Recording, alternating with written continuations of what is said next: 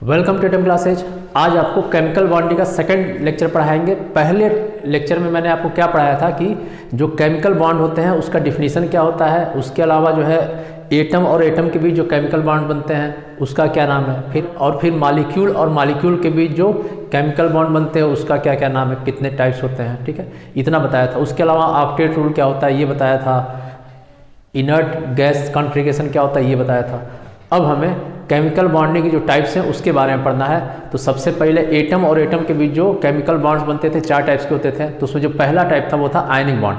आज के लेक्चर में हम आयनिक बॉन्ड के बारे में पढ़ेंगे और ये बहुत इंपॉर्टेंट टॉपिक है। इंपॉर्टेंट इसलिए है क्योंकि आयनिक बॉन्ड इस साल बीएससी फर्स्ट ईयर में आने का चांसेज है कि आयनिक बॉन्ड किसे कहते हैं, उसके कौन कौन से कंडीशंस है जिसके कारण ionic bond strong ionic bond बनता है, सारी चीज़ें जाननी है हमें। तो चलिए स्टार्ट करते हैं केमिकल बॉन्डिंग, जिसमें पहला पढ़ना हम लोग को आयनिक बॉन्ड। अब जो आयनिक बॉन्ड है उसका एक और नाम है जिसका नाम है इलेक्ट्रोवैलेंट बॉन्ड। अब इसका डिफिनीशन क्या होता है, डिफिनीशन समझना है। तो आयनिक बॉन्ड का डिफिनीशन ये होता है कि कोई भी एलिमेंट है अपने इलेक्ट्रॉन को क्या करता है, डोनेट कर देता है। तो एक एलिमेंट क्या करेगा, इलेक्ट्रॉन को डोनेट करेगा और दूसरा एलिमेंट क्या करेगा, इलेक्ट्रॉन को एक्सेप्ट करेगा। तो यहाँ पर क्या होगा कि 2 एलिमेंट होंगे, एक क्या करेगा इलेक्ट्रॉन को डोनेट किया, दूसरा क्या किया इलेक्ट्रॉन को एक्सेप्ट किया। अब जो एलिमेंट इलेक्ट्रॉन को डोनेट किया, ये इलेक्ट्रॉन डोनेट कर दिया तो इसके ऊपर क्या आ जाएगा, पॉजिटिव चार्ज आ जाएगा। और जो इलेक्ट्रॉन को एक्सेप्ट करेगा उस पर ऊपर क्या आ जाएगा, निगेटिव चार्ज आ जाएगा। क्यों आ जाएगा, क्योंकि ये इलेक्ट्रॉन एक लॉस कर रहा है, ये इलेक्ट्रॉन गेन किया इसलिए इस पर निगेटिव चार्ज आ गया। अब ये पॉजिटिव और निगेटिव ये होते हैं आयंस होते हैं। ठीक है, ये पॉजिटिव आयन बन गया। पॉजिटिव है तो इसको बोलते हैं कैट आयन और निगेटिव को बोलते हैं एन आयन। अब इन्हीं पॉजिटिव और निगेटिव के बीच एक टाइप का अट्रैक्टिव फोर्स लगेगा। और अट्रैक्टिव फोर्स क्यों लगेगा, क्योंकि इस पर अपोजिट चार्ज है, एक पॉजिटिव चार्ज है, एक नेगेटिव चार्ज है। तो इस अपोजिट चार्ज के कारण ही क्या लगेगा, इन दोनों के बीच एक अट्रैक्टिव फोर्स लगेगा। तो इसको ऐसे बना देते हैं, इसके ऊपर एक अट्रैक्टिव फोर्स लग गया।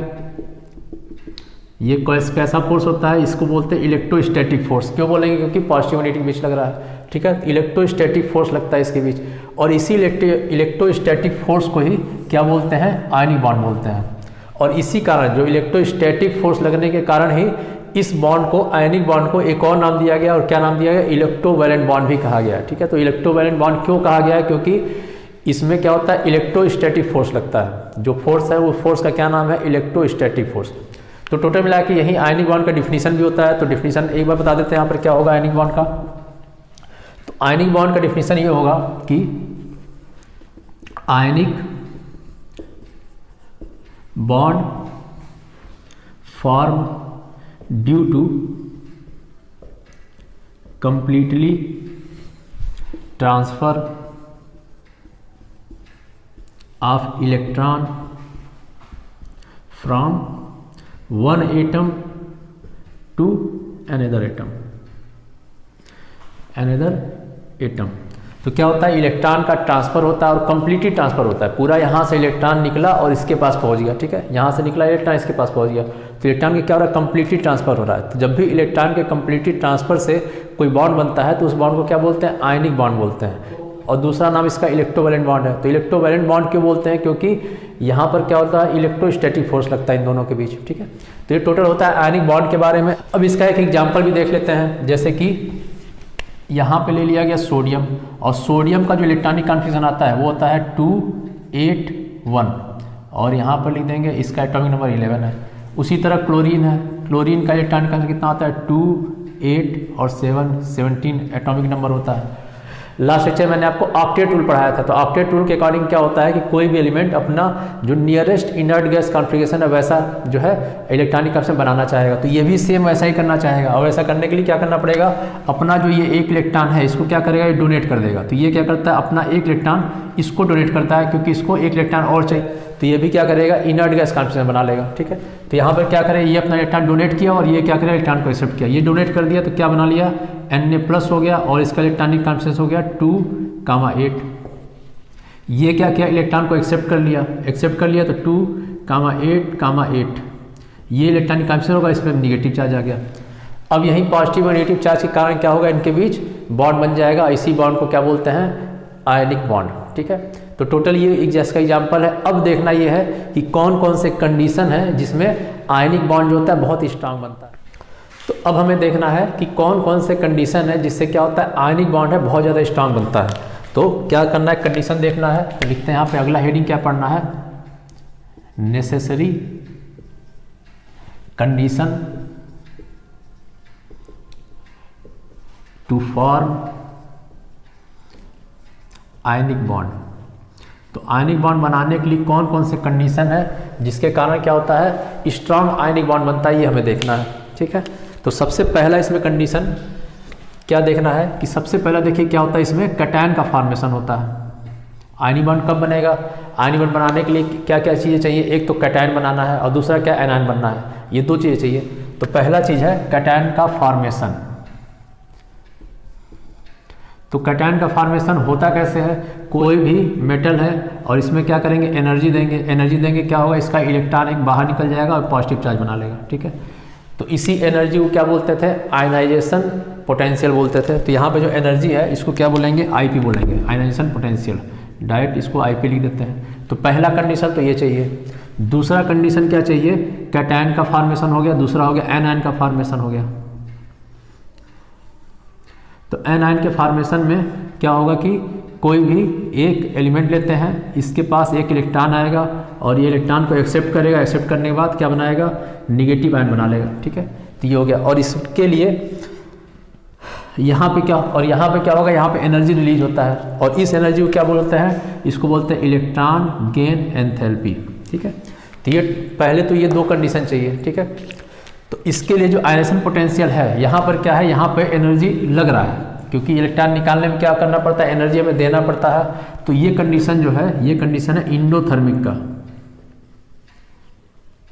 इंडोथर्मिक है। और इसका डेल्टा एच जो होता है वो क्या होगा, अगर इंडोथर्मिक है तो इसकी वैल्यू पॉजिटिव होगी। ठीक है, साथ में अब इलेक्ट्रॉन गेन एंथैल्पी में क्या होता है, इसमें एनर्जी रिलीज होता है और रिलीज होता है तो क्या होगा, ये होगा एक्सोथर्मिक। और एक्सोथर्मिक में डेल्टा एच क्या होता है, निगेटिव होता है। ठीक है, तो ये दो कंडीशन हो गया। तो सबसे पहले तो कैटायन का फॉर्मेशन हो गया, एक ये बन गया, फिर दूसरा एनायन बन गया और तीसरा क्या करना, अब इन दोनों के बीच फोर्स लगना है। ठीक है, तो तीसरा कंडीशन होता है जब ये दोनों आपस में मिलते हैं। ठीक है, एक पॉजिटिव मिल गया और दूसरा निगेटिव मिला। ठीक है, और दोनों मिल के क्या बना रहा है, एक आयनिक कंपाउंड बना रहा है MX। ये क्या बनाया, एक आयनिक कंपाउंड बनाया। तो ये जो आयनिक कंपाउंड बनाता है क्या कर रहा है, ये दोनों आपस में मिल रहा है और दोनों जब आपस में एक दूसरे को अट्रैक्ट कर रहे हैं तो यहाँ पर भी क्या होगा, एनर्जी रिलीज होगा और एनर्जी रिलीज होगा तो ये भी क्या हो जाएगा, एक्सोथर्मिक हो जाएगा। तीसरा भी, तो पहला जो था कैटायन का फॉर्मेशन ये इंडोथर्मिक होता है, एनायन का फॉर्मेशन एक्सोथर्मिक होता है और जो तीसरा है ये दोनों जो आपस में मिल रहे हैं तो ये भी क्या होता है, एक्सोथर्मिक होता है। ठीक है, तो यहाँ पे भी क्या होगा, एनर्जी रिलीज होगा। अब जो ये आयनिक कंपाउंड बन रहा है, इस आयनिक कंपाउंड को अगर हम 1 मोल ले लेते हैं तो 1 मोल इसके फॉर्मेशन में जो एनर्जी रिलीज हो रहा है उस एनर्जी को क्या बोलते हैं, उस एनर्जी को बोलते हैं लैटिस एनर्जी। ठीक है, तो ये 3 कंडीशन है आयनिक बॉन्ड बनने के लिए, ये बेसिक कंडीशंस हैं, ये 3 कंडीशन नेसेसरी हैं, चाहिए। और इस कंडीशन में क्या है, सबसे पहला आयनेशन पोटेंशियल चाहिए, दूसरा इलेक्ट्रॉन गेन एंथैल्पी और तीसरा लैटिस एनर्जी। ठीक है, अब इसमें ये देखना है कि किसकी वैल्यू ज़्यादा रखें, किसकी वैल्यू कम रखें, तो क्या होगा कि आयनिक बॉन्ड का नेसेसरी कंडीशन है।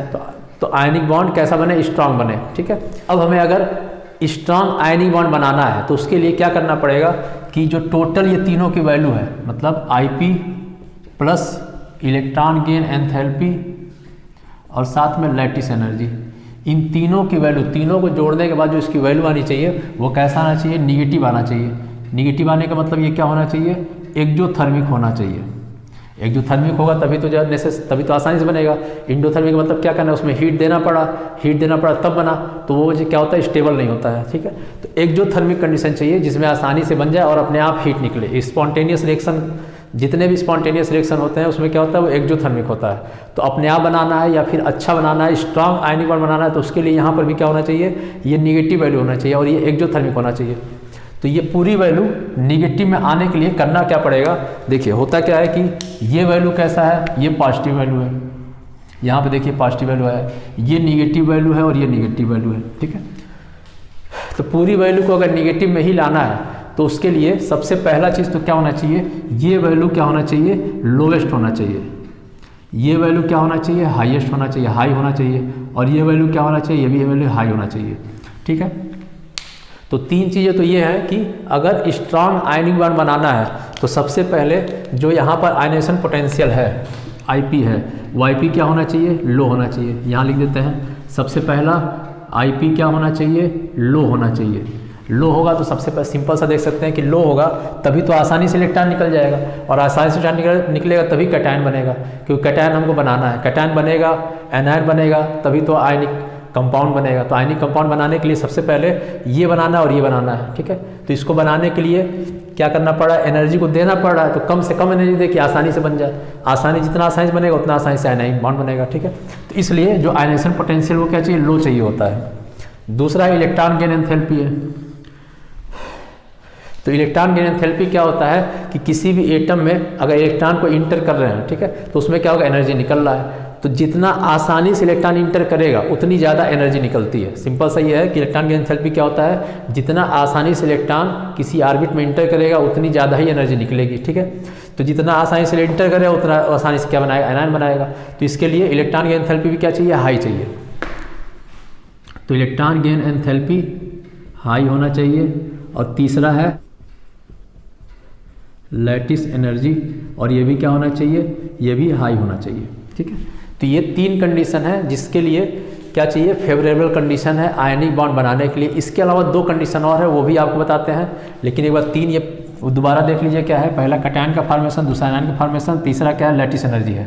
पहला क्या है, कैटायन का फॉर्मेशन में क्या मतलब हो सकता है, आयनाइजेशन पोटेंशियल, दूसरा इलेक्ट्रॉन गेन एंथैल्पी और तीसरा लैटिस एनर्जी। ये तीन कंडीशन है। अब देखना आपको फोर्थ और फिफ्थ दो कंडीशन और बताने वाले हैं, तो वो देख लीजिए क्या है। अब इस तीन के बाद जो फोर्थ है वो है नंबर ऑफ वैलेंस इलेक्ट्रॉन। ठीक है, वैलेंस इलेक्ट्रॉन के कितने नंबर हैं, तो ये फोर्थ नंबर यहाँ पे दोबारा यहाँ लिख के आपको समझाते हैं, नंबर ऑफ वैलेंस इलेक्ट्रॉन।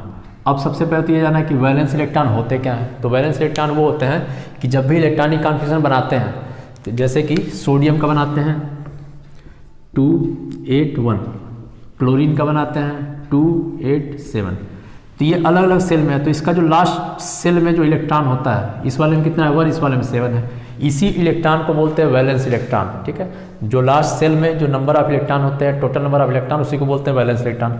तो सोडियम में 1 है, क्लोरीन में कितना है 7 है, वैलेंस इलेक्ट्रॉन। ठीक है, तो वैलेंस इलेक्ट्रॉन होने कितने चाहिए आयनिक बॉन्ड बनाने के लिए।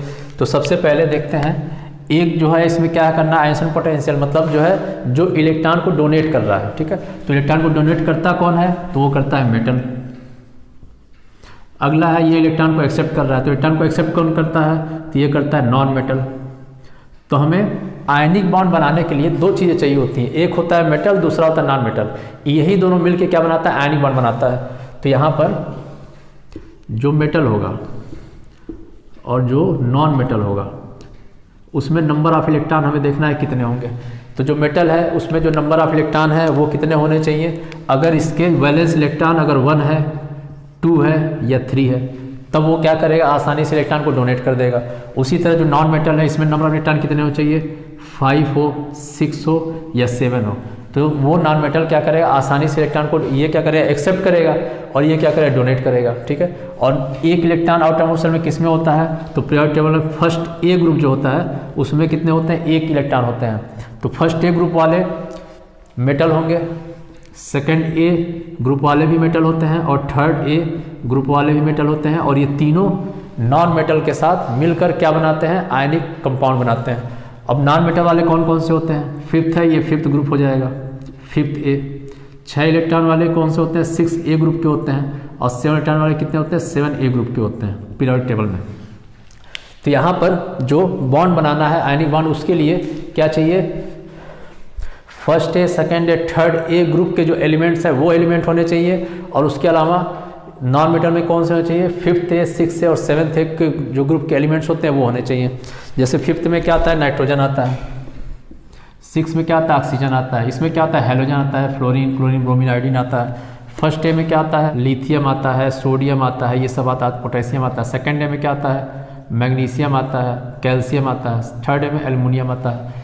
तो ये एलिमेंट और इनके साथ अगर इसमें से कोई एलिमेंट अगर है तो ये दोनों अगर आपस में मिलते हैं और कोई भी कंपाउंड बनाते हैं तो वो कंपाउंड क्या कहलाएगा, आयनिक कंपाउंड कहलाएगा। जैसे कि एग्जांपल ले लेते हैं, ये क्या बनाता है, नाइट्रेट बनाता है। ऑक्सीजन क्या बनाता है, ऑक्साइड बनाता है। ये क्या बनाता है, हैलाइड बनाता है, कोई भी हैलोजन है, ठीक है। उसके अलावा सल्फर है, सल्फाइड बनाता है, ठीक है। तो ये सल्फाइड हो गया, नाइट्राइड हो गया, ऑक्साइड हो गया, हैलाइड हो गया, ये सब क्या करेगा, ये ग्रुप जो है इसको बोलते हैं alkali metal, first A group को। और सेकेंड ए ग्रुप को क्या बोलते हैं, इसको बोलते हैं एल्कली अर्थ मेटल, ठीक है। तो एल्कली मेटल इसमें से किसी के साथ मिलेगा तो क्या बनाएगा, आयनिक कंपाउंड में। जैसे कि एल्कली मेटल का क्या बन गया, नाइट्राइड बन गया। एल्कली मेटल का ऑक्साइड बन गया, इसका हैलाइड बन गया, इसका सल्फाइड बन गया। उसी तरह एल्कली अर्थ मेटल जो होते हैं, इसका जो है नाइट्राइड बन गया, ऑक्साइड बन गया, हैलाइड बन गया, सल्फाइड बन गया। ये सारे मेटल्स, ये सारे जो कंपाउंड्स हैं वो सब क्या है, आयनिक कंपाउंड्स बनाते हैं, ठीक है। और इनके बीच जो बॉन्ड होगा या जो अट्रैक्टिव फोर्स होगा वो कैसा होगा, आयनिक बॉन्ड होगा, ठीक है। तो ये फोर्थ कंडीशन था इसके लिए, जो नेसेसरी कंडीशन आयनिक बॉन्ड बनाने के लिए। और वो क्या था, number of valence electron. Valence electron कितने होंगे, मेटल जो है उसमें 1 2 3 होना चाहिए, नॉन मेटल है उसमें कितना होना चाहिए, 5 6 7 होना चाहिए। अब देखते हैं जो पांचवा है। तो पांचवा जो कंडीशन है वो है डिफरेंस इन इलेक्ट्रोनेगेटिविटी। तो इलेक्ट्रोनेगेटिविटी का डिफरेंस जितना ज़्यादा होगा, ठीक है, इलेक्ट्रोनेगेटिविटी का डिफरेंस जितना ज़्यादा होगा उतना ही ज़्यादा क्या बनेगा, आयनिक बॉन्ड उतना स्ट्रांग बनेगा, ठीक है। जैसे कि लास्ट चैप्टर में मैंने आपको पढ़ाया भी है पीरियोडिक टेबल में। पीरियोडिक टेबल में क्या था कि जो इलेक्ट्रोनेगेटिव का डिफरेंस कितना आता था, 1.7 आता था। तो क्या होता था, 50% आयनिक और 50% नॉन आयनिक बॉन्ड बनता था, कोवेलेंट बॉन्ड बनता था, ठीक है। तो यहाँ पर जो इलेक्ट्रोनेगेटिव डिफरेंस है वो देखना है। अगर इलेक्ट्रोनेगेटिविटी डिफरेंस 2 रहता है, ठीक है, तो वो क्या बनेगा, वो आयनिक बॉन्ड बनेगा, ठीक है। 2 रहा या 2 से अगर ज़्यादा इलेक्ट्रोनेगेटिव डिफरेंस है तो कौन सा बॉन्ड बनाता है, आयनिक बॉन्ड बनाता है। जैसे कि एग्जाम्पल देखते हैं, फ्लोरीन है, फ्लोरीन की इलेक्ट्रोनेगेटिविटी कितनी होती है, 4 होता है। लिथियम की इलेक्ट्रोनेगेटिविटी 0.9 होता है। तो अगर LiF कोई कंपाउंड अगर बनता है तो ये कंपाउंड कैसा होगा, आयनिक कंपाउंड होगा। क्यों आयनिक कंपाउंड होगा, क्योंकि इन दोनों की इलेक्ट्रोनेगेटिविटी डिफरेंस है कितना, 3.1 है, और ये कितना है, 2 से ज़्यादा है। तो इलेक्ट्रोनेगेटिव डिफरेंस अगर 2 से ज़्यादा है तो वो बॉन्ड कैसा बनेगा, आयनिक बॉन्ड बनेगा, और वो कंपाउंड कैसा होगा, आयनिक कंपाउंड होगा, ठीक है।